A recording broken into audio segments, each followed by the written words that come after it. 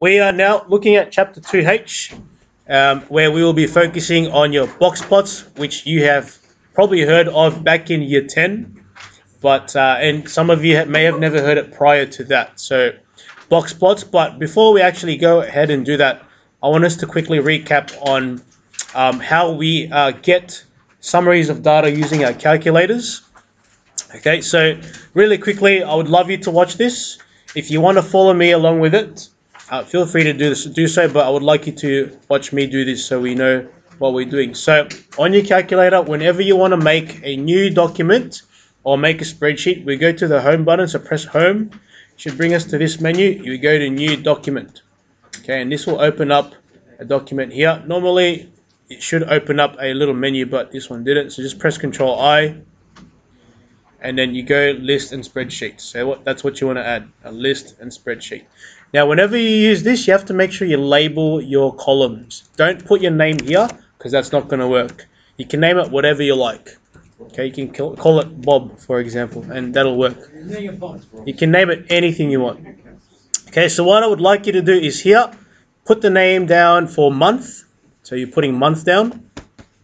Okay, so we're writing month. And we're putting these numbers in the month column. Okay, that's what we want, just these numbers. Put that in the month column. Okay. So if you look back at our notes, last week we were looking at your 5-number summary, so this thing here. Okay, where you've got your minimum, your Q1, your Q3, your median, and your maximum. 5-number summary, that's what we were focusing on last week. So we're going to try and calculate that using our CAS. So make sure your cursor is somewhere here in the middle. Doesn't matter, just make sure it's not up here doing that. Just put it somewhere here.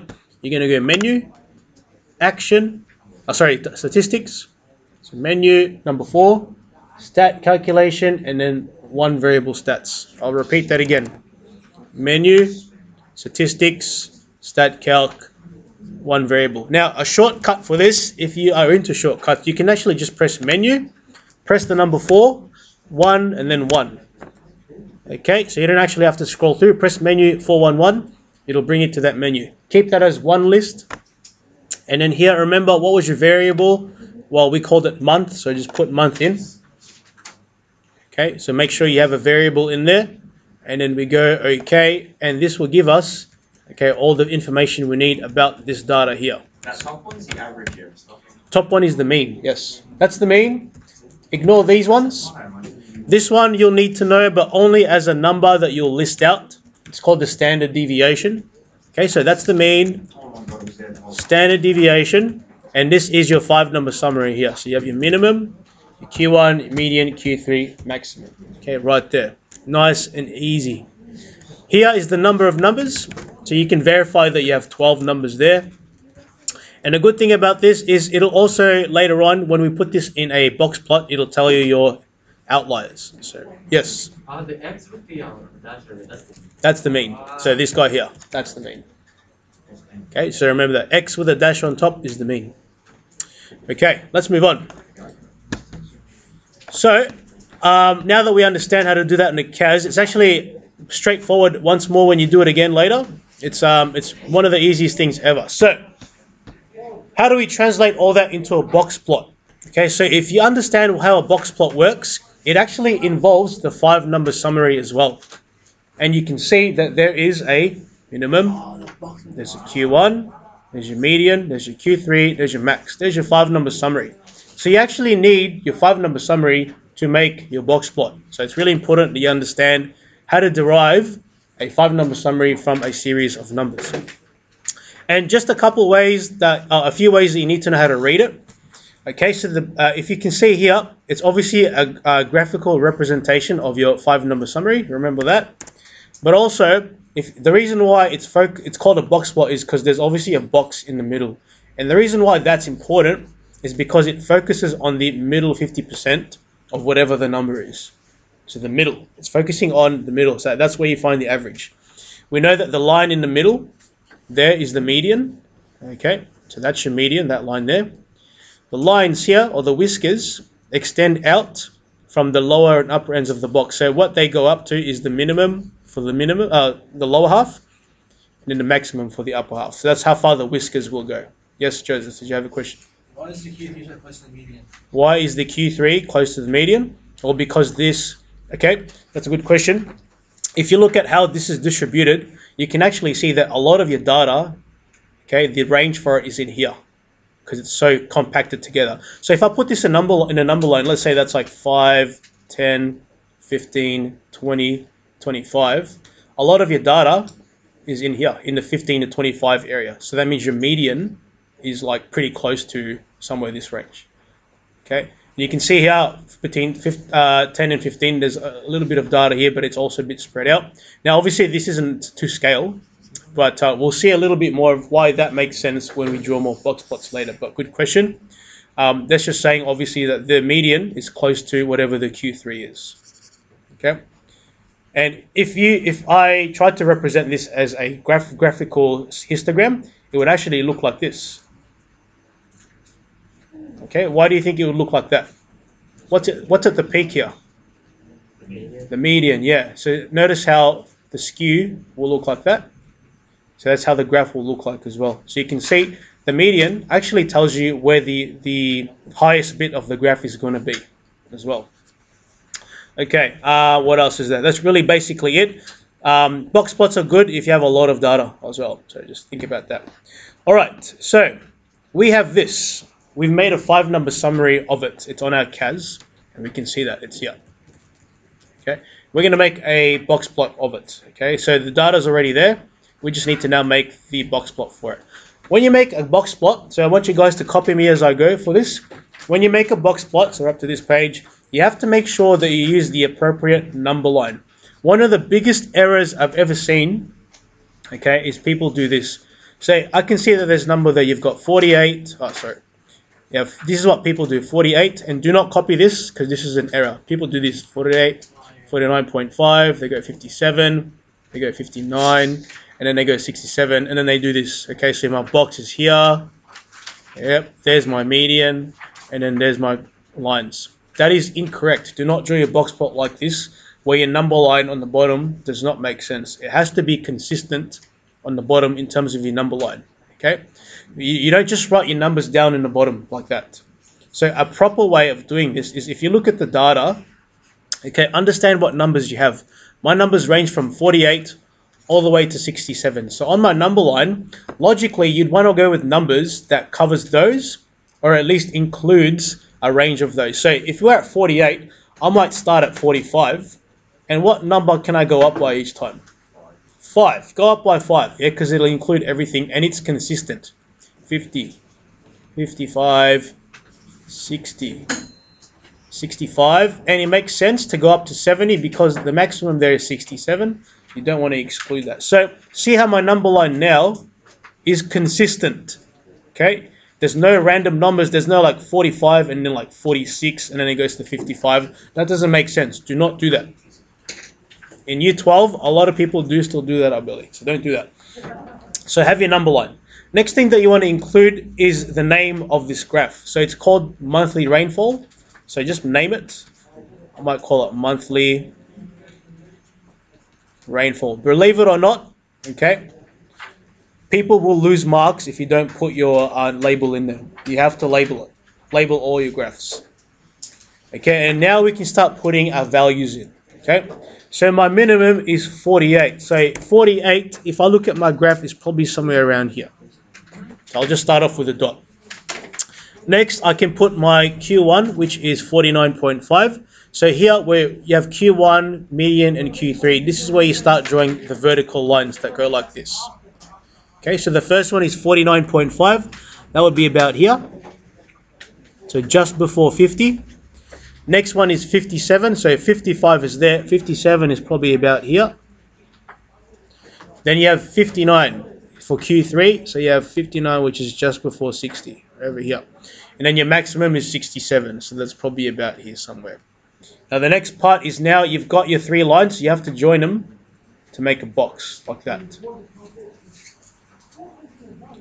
And you can see now I've got my box. Let me just fix that up. Doesn't look very pretty. Okay, but from there, the next part is you join the dots back to the box. These are the whiskers. And there's your box plot.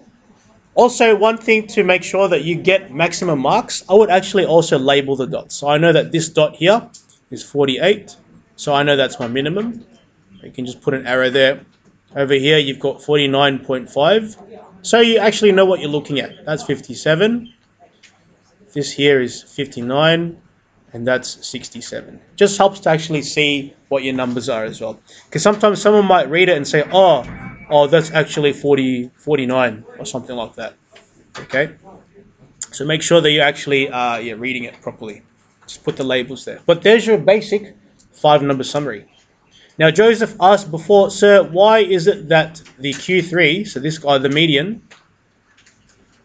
is so close to the Q3? Well, if you have a look, that means, okay, the middle hump here, or the peak of the curve, is basically around here, and it's very close to Q3. And a lot of your data, okay, lies within this section.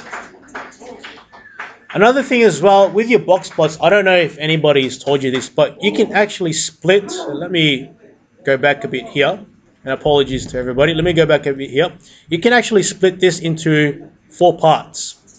Okay, 2, 3, 4. Okay, this is actually split into 4 parts. Let me fix that up. Okay, and what do I mean by this? So if you split this into 4 parts, okay, each part is actually 25%. Okay, 25% and 25%. So, well, and I'm trying to relate this to what Joseph said. A lot of your data actually lies within this 25% of the graph. So you can split each section into 25%. So this is the middle 50%. This is 25%, 25%. Oops. Okay, so you can actually split your data that way as well. You might have a question where it says what percentage of the data is below 59, okay, for example, or what percentage of the data is between 48 and 49.5. Remember that each part here is split into 25%, so that's 25%, 25%, 25%, and 25%.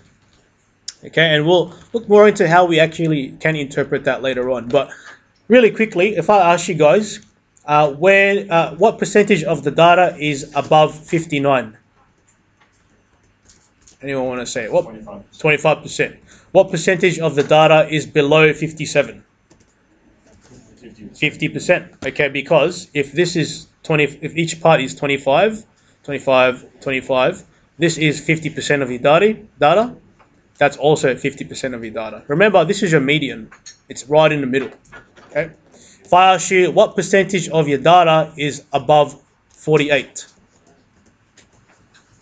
Anyone know? Above 48. So 48 is here. What percentage is above that? 100%. All of it. Okay. So understand that each section is split into 25%. Okay. Let's move on to the next part, outliers. Now, this is where a lot of people will get lost, so make sure you're listening. So an outlier is basically data that appears to be different from the other or the rest of the data. So let's say, for example, you have a bunch of dots, you have a bunch of data, and I think we've seen it before.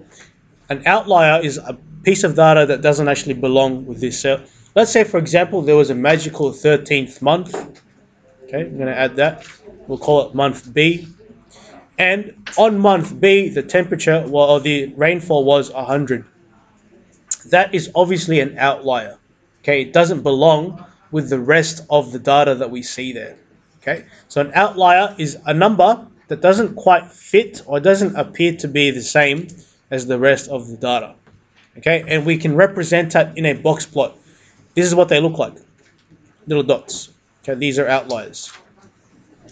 Okay, now you might be thinking outliers are pretty obvious. You can see what they look like if you just look at the data. But in year 11 and year 12, you have to prove that something is an outlier.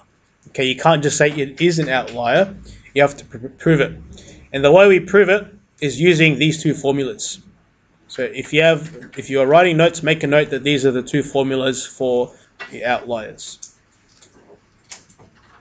Okay. We'll call it, actually it's already there, sorry. Upper fence, lower fence. So these are your formulas that you need to know.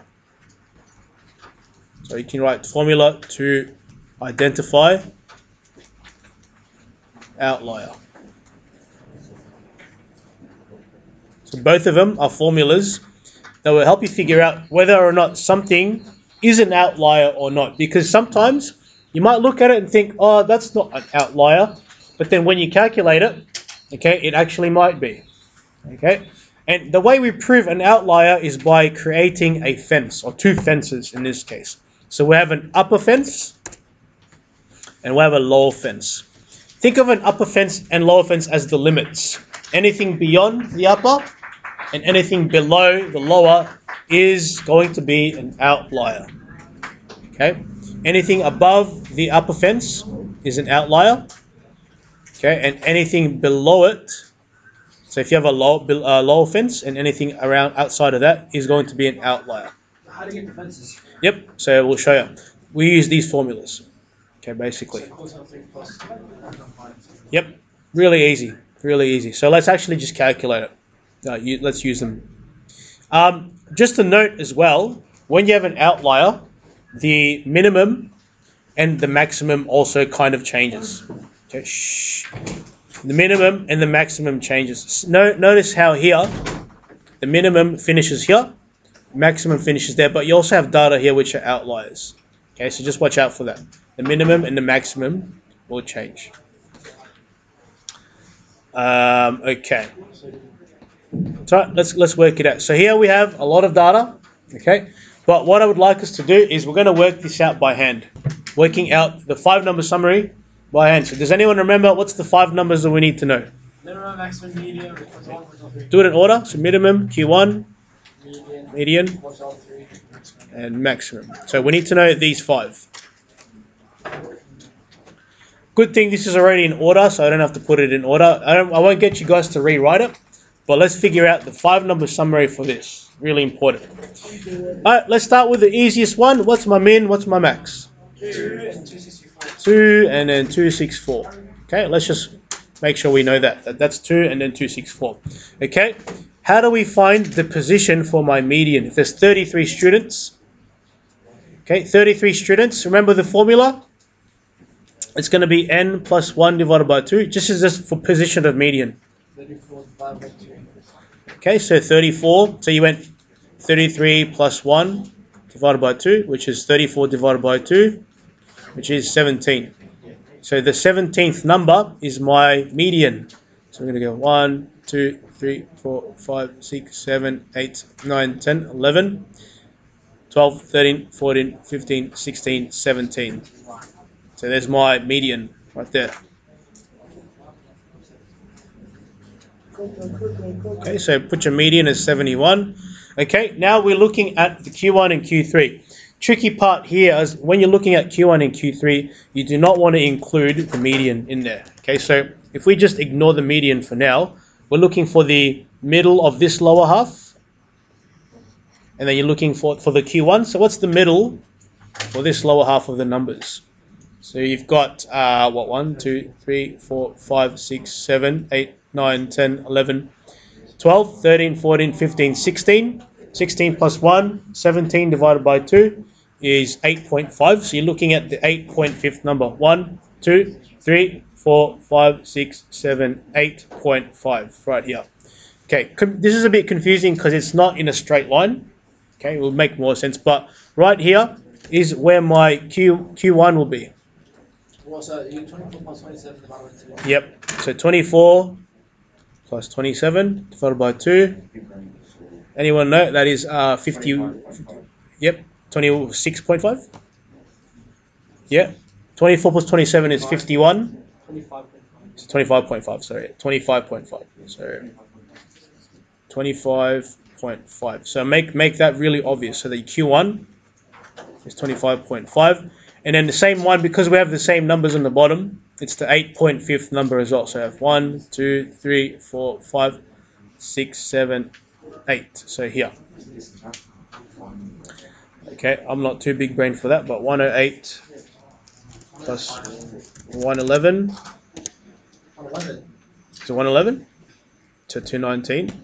Yep, 108 plus 111 219. plus 111 So 219 divided by 2. So that Q3 is 109.5. So 109.5. Okay. Who's lost so far? Nobody? It's not too hard. Okay, let's just get rid of this. But let's remember that this is my median. That's my median. Alright, so next part now is you have to figure out your outliers. Now this is where it gets slightly tricky. Leah, do you have a question? Oh, no. Okay, cool. So next part is if you look at your formula, you have two. You have to figure out what your fences are. But before we do that, we need to figure out what the IQR is. Okay, anyone know how to figure out IQR? Good. So IQR is Q3 minus Q1. So it's going to be 1095 minus 25.5. So I'll put that here so people know. So 1095 take away, was it 25.5? So we have 84. So IQR is 84. Okay, now this is actually what you'd be expected to do for the SAC. So make sure you copy it down, yeah? Now that you've got your 5-number summary, you have your IQR. Let's split this into two, because now you have to figure out your lower fence and your upper fence. So what is the limits that we have for the lower fence and the upper fence? Okay, and the good thing about this is, if you have your CAS, this actually only takes like 1 minute to do the whole thing. So this is the long way around, which you need to know how to do, but we'll do this on the CAS as well. So lower fence formula, okay? Remember it's Q1 take away 1.5 times IQR. Okay, so that's my lower fence formula. Anything below this number, whatever the result is going to be an outlier. So this will be Q1, which is 25.5, take away 1.5 times my IQR of 84. Okay, it says my IQR there. So once you do that, put it in your calculator, 25.5 minus 1.5 times IQR of 84, which equals negative 105. So obviously, there's no outliers on the lower fence, okay, but chances are there's probably going to be an outlier on the upper fence. So let's calculate that. Okay, so for Q3 upper fence, it's going to be Q3. Let's use another color actually. Q3 plus. Notice the difference there. Upper fence, it's plus 1.5 times IQR. Okay, and then working that out, my Q3 is 109.5. Okay, plus 1.5 times my IQR. Same IQR, it's 84. Okay, let's calculate that. 109.5 plus 1.5 times 84. So 235.5. One outlier. Yes, well done, Joseph. So as an outlier, oh, there it is. So it equals 235.5. That means if you look at your graph, there is indeed one outlier in there, okay, which is 64. So this guy is an outlier. Now, technically, you don't have to do this, but I do like to actually draw my fences. Sorry, guys. I do like to draw my fence on my outline, my graph. So here is my fence, and over here, obviously, my fence is below 2, so there's a fence there. Now, think about this. Okay, now that 264 is an outlier, what's my new maximum? 226 is the new maximum. So you have to remember that when you draw your box plot. So outliers, just make a note of it. Sorry, 264.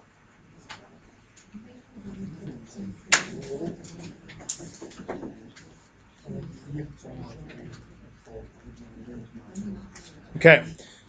All right, so that's a lot of information, okay, that we have to consider, because now we're going to draw the box plot. I hope you have space in your paper for this. But we will now draw our box plot for this, okay? And then I'll stop.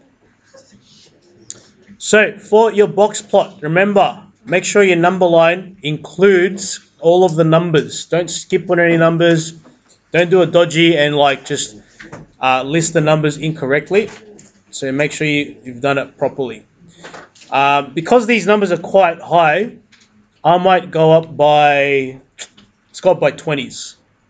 Yeah, because they're quite large. So we'll just go up by 20s. And there's also we'll start at 0 because there's includes the number 2. So 20, 40, 60, 80, 90, 100, 120. Why'd you go to 90? Yeah. Oh, sorry, my bad. I think the clapping distracted me. 140, 160, 180. Thank you for catching that. 200. And we'll go up to 280. Okay, let's just go there. 200, 240, 260, and then 280. You missed 220. Did I? Oh my goodness. I can't count by twos anymore.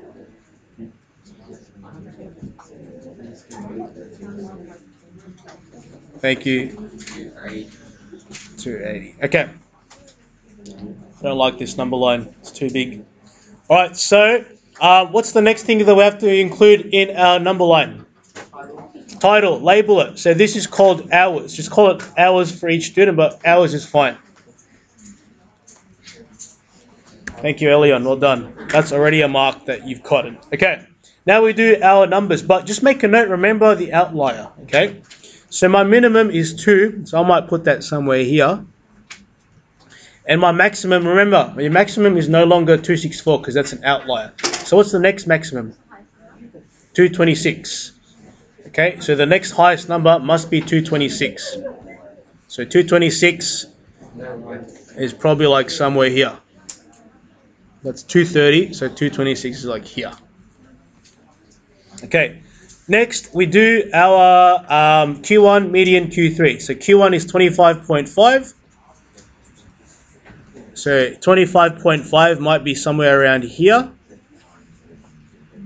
Q3 is 109.5. So if that's 100, that's 110 in the middle. So 109 just below that. And then your Q3, oh sorry, I forgot my median. I missed my median. Median is 71. Median, so that's 70, so that should be about here. And then we draw our box, like so. And then we join the dots back to the box. Like that. Now we're missing one more thing. What are we missing? The outlier. Yeah, don't forget to put the outlier, the 264. Now when it comes to putting an outlier in, you're literally just going to draw a dot. So 264 is probably about here somewhere. And then, as Fatima said, next is the numbers. So make sure you put the numbers in so you know what you're looking at. So I know that this is 25.5. The Q1 is, oh sorry, that's my minimum, my bad. Minimum is 2. This is 25.5, yep. Median is 71. Q3, 109.5. My next maximum is 226, so not 264. And your outlier is 264. Okay, so